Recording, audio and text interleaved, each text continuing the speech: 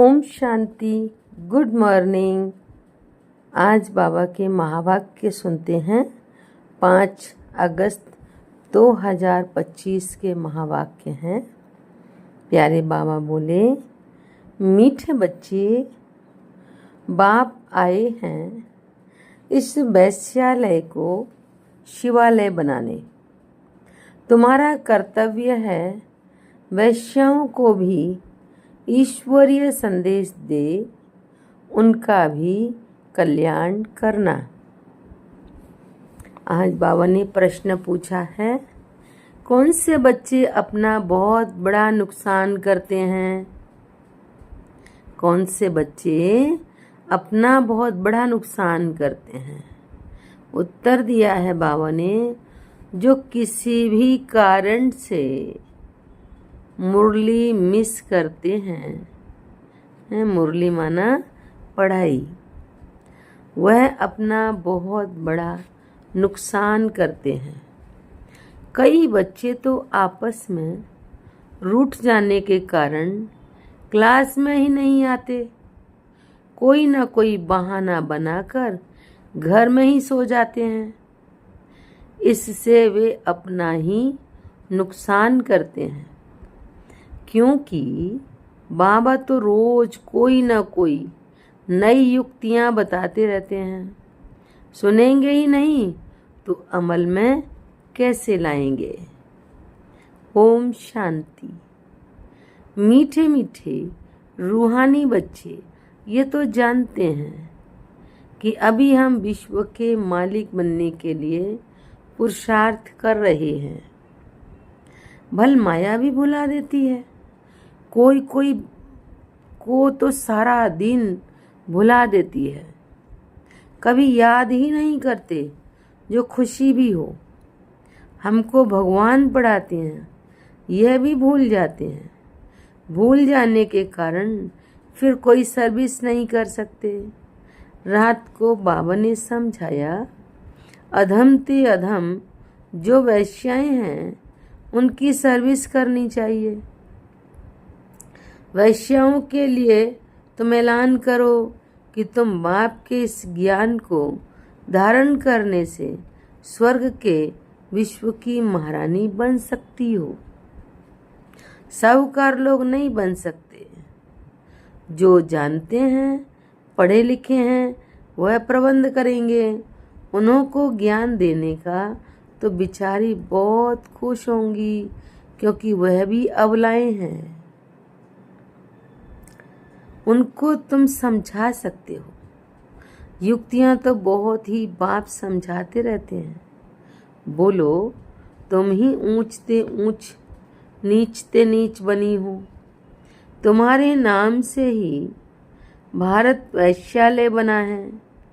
फिर तुम शिवालय में जा सकती हो, ये पुरुषार्थ करने से। तुम अभी पैसे के लिए कितना गंदा काम करती हो। बाबा कहते हैं उनको भी तुम समझा सकती हो, वैश्याओं को भी। अब ये छोड़ो, ऐसा समझाने से वह बहुत खुश होंगी। तुमको कोई रोक नहीं सकते। ये तो अच्छी बात है ना। गरीबों का है ही भगवान। पैसे के कारण बहुत गंदा काम करती हैं। उन्हों का जैसे धंधा चलता है। अभी बच्चे कहते हैं हम युक्तियां निकालेंगे, सर्विस की वृद्धि को कैसे पाएं। सर्विस वृद्धि को कैसे पाए? कोई बच्चे कोई ना कोई बात में रूठ भी पड़ते हैं, पढ़ाई भी छोड़ देते हैं। ये नहीं समझते कि हम नहीं पढ़ेंगे तो अपना ही नुकसान करेंगे। रूठ कर बैठ जाते हैं। फलानी ने ये कहा, ऐसे कहा, इसलिए आते नहीं। हफ्ते में एक बार मुश्किल आते हैं। बाबा तो मुरलियों में कभी क्या राय देते रहते हैं। मुरली सुनना तो चाहिए ना। क्लास में जब आएंगे तो सुनेंगे। ऐसे बहुत हैं, कारण अकारणे बहाना बनाए सो जाएंगे। अच्छा आज नहीं जाते हैं। अरे बाबा ऐसी अच्छी अच्छी पॉइंट सुनाते हैं, सर्विस करेंगे तो ऊंच पद भी पाएंगे। यह तो पढ़ाई है।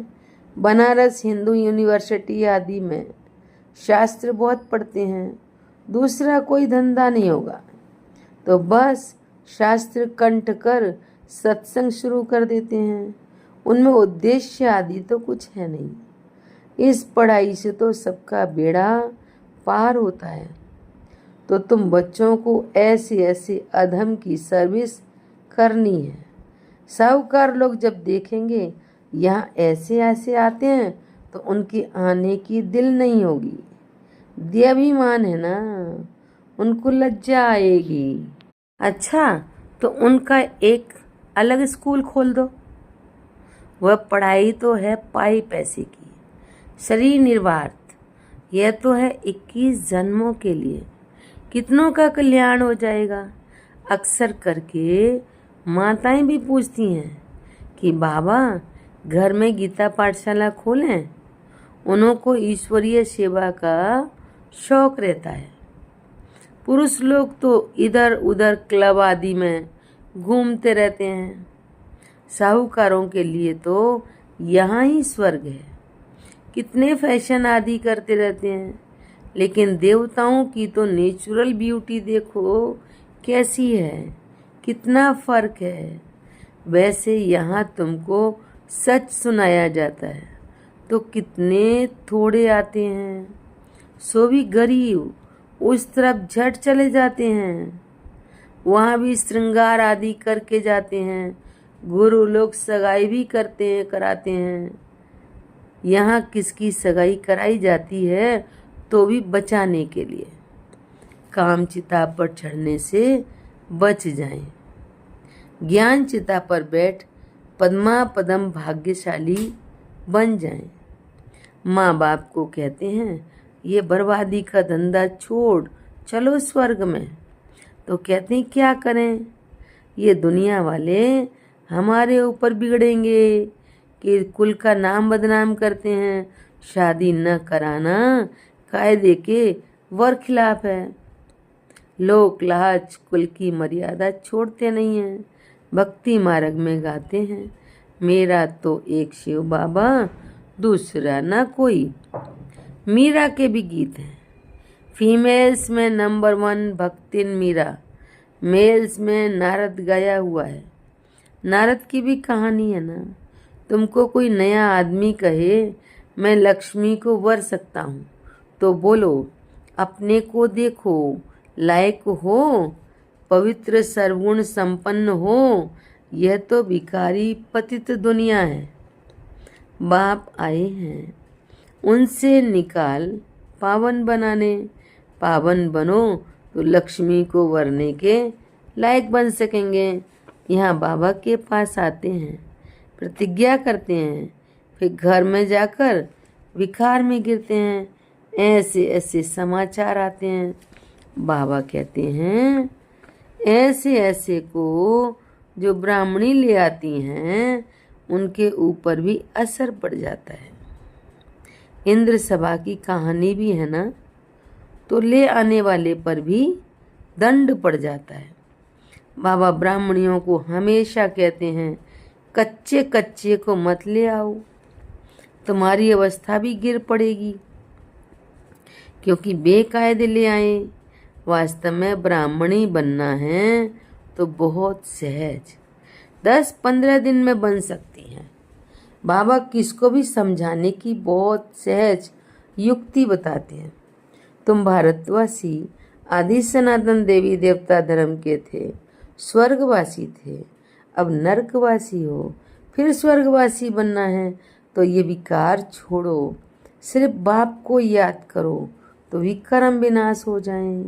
कितना सहज है, परंतु कोई बिल्कुल समझते नहीं हैं। खुद ही नहीं समझते तो औरों को फिर क्या समझाएंगे। वानप्रस्थ अवस्था में भी मोह की रग जाती रहती है। आजकल वानप्रस्थ अवस्था में इतने नहीं जाते हैं। तमो प्रधान है ना, यहाँ ही फंसे रहते हैं। आगे वानप्रस्थियों के बड़े बड़े आश्रम थे, आजकल इतने नहीं हैं। 80-90 वर्ष के हो जाते तो भी घर को नहीं छोड़ते, समझते ही नहीं कि वाणी से परे जाना है। अब ईश्वर को याद करना है, भगवान कौन है ये सब नहीं जानते। सर्वव्यापी कह देते तो याद किसको करें। यह भी नहीं समझते कि हम पुजारी हैं, बाप तो तुमको पुजारी से पूज्य बनाते हैं, सो भी 21 जन्मों के लिए।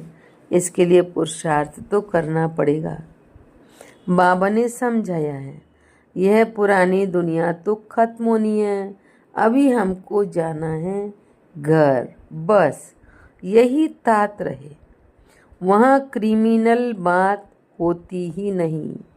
बाप आकर उस पवित्र दुनिया के लिए तैयारी कराते हैं। सर्विस एबल लाडले बच्चों को तो नैनों पर बिठा कर ले जाते हैं। तो अधमों का उद्धार करने के लिए बहादुरी चाहिए। उस गवर्नमेंट में तो बड़े बड़े झुंड होते हैं, टिप टॉप हो जाते हैं पढ़े लिखे। यहाँ तो कई गरीब साधारण हैं, उनको बाप बैठ इतना ऊंच उठाते हैं। चलन भी बड़ी रॉयल चाहिए। भगवान पढ़ाते हैं, उस पढ़ाई में कोई बड़ा इम्तहान पास करते हैं तो कितना टिप टॉप हो जाते हैं।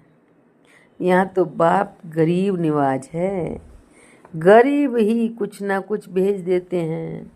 1-2 रुपए की मनी ऑर्डर भी कर देते हैं, भेज देते हैं।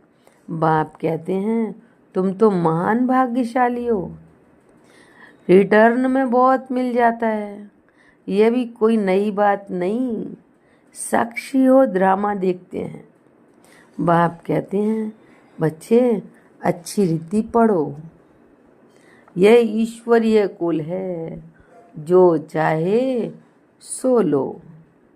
लेकिन यहाँ लेंगे तो वहाँ कम हो जाएगा, स्वर्ग में तो सब कुछ मिलना है।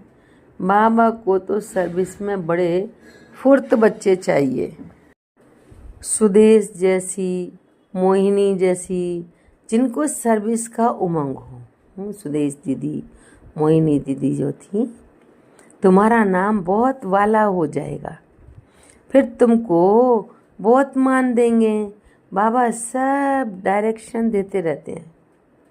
बाबा तो कहते हैं यहाँ बच्चों को जितना समय मिले याद में रहो। इम्तिहान के दिन नज़दीक होते हैं तो एकांत में जाकर पढ़ते हैं। प्राइवेट टीचर भी रखते हैं, हमारे पास टीचर तो बहुत हैं। सिर्फ पढ़ने का शौक चाहिए। बाप तो बहुत सहज समझाते हैं, सिर्फ अपने को आत्मा निश्चय कर।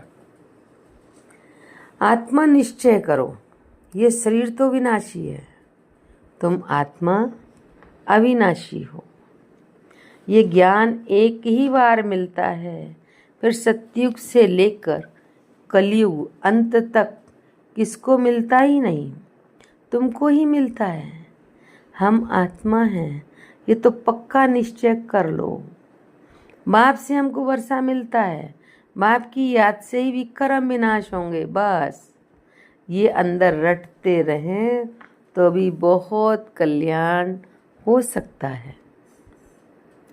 परंतु चार्ट रखते ही नहीं हैं, लिखते लिखते फिर थक जाते हैं। बाबा बहुत सहज कर बतलाते हैं, हम आत्मा सतो प्रधान थी, अब तमो प्रधान बनी हूँ। अब बाप कहते हैं मुझे याद करो तो सतो प्रधान बन जाएंगे। कितना सहज है, फिर भी भूल जाते हैं। जितना समय बैठो अपने को आत्मा समझो। मैं आत्मा बाबा का बच्चा हूँ। बाप को याद करने से स्वर्ग की बादशाही मिलेगी। बाप को याद करने से आधा कल्प के पाप भस्म हो जाएंगे।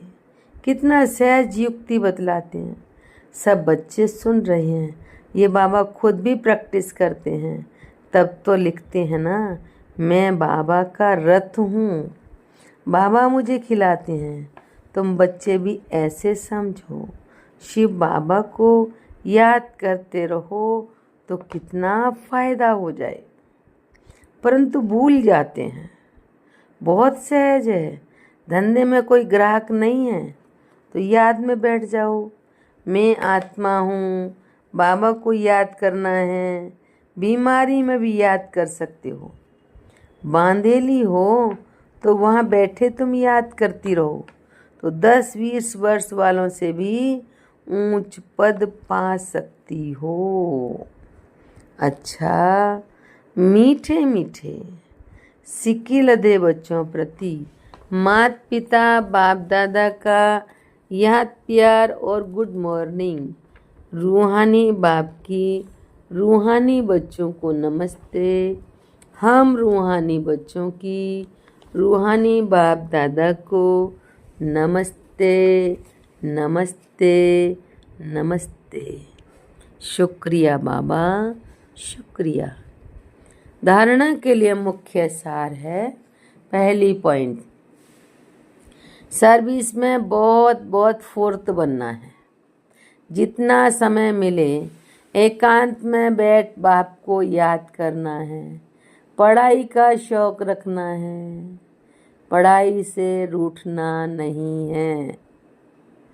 मेन बात बाबा की, पढ़ाई से रूठना नहीं है। दूसरी पॉइंट, अपनी चलन बहुत बहुत रॉयल रखनी है।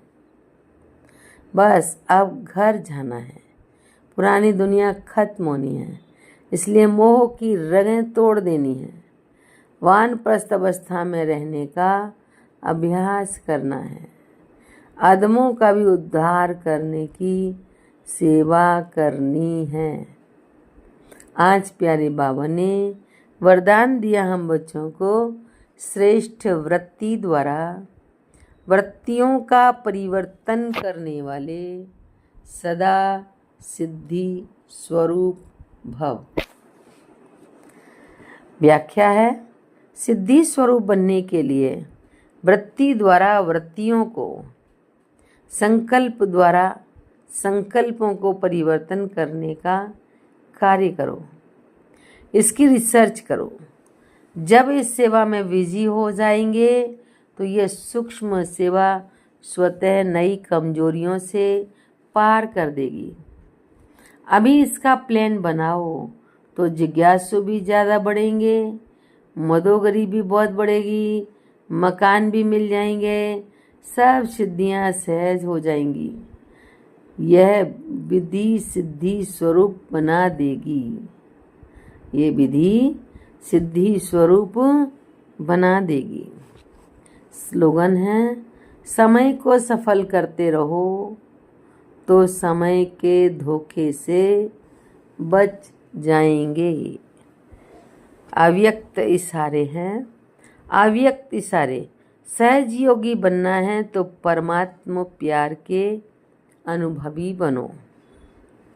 बाप का बच्चों से इतना प्यार है, जो रोज प्यार का रिस्पॉन्ड देने के लिए इतना बड़ा पत्र लिखते हैं। रिस्पॉन्ड क्या है? जो बाबा याद प्यार देते हैं। शुरू में ही कहते हैं बाबा, पहला ही शब्द कहते हैं मीठे बच्चे। लास्ट में बाबा ही पहले याद प्यार देता है, मीठे मीठे सिक्के लदे बच्चों प्रति। तो बाबा कहते हैं इतना बड़ा पत्र लिखते हैं, याद प्यार देते हैं और साथी बन सदा साथ निभाते हैं। तो इस प्यार में अपनी सब कमजोरियां कुर्बान कर दो। परमात्मा प्यार में ऐसे समय समाये रहो जो कभी हद का प्रभाव अपनी ओर आकर्षित न करे। सदा बेहद की प्राप्तियों में मगन रहो, जिससे रूहानियत की खुशबू वातावरण में फैल जाए। अच्छा, ओम शांति।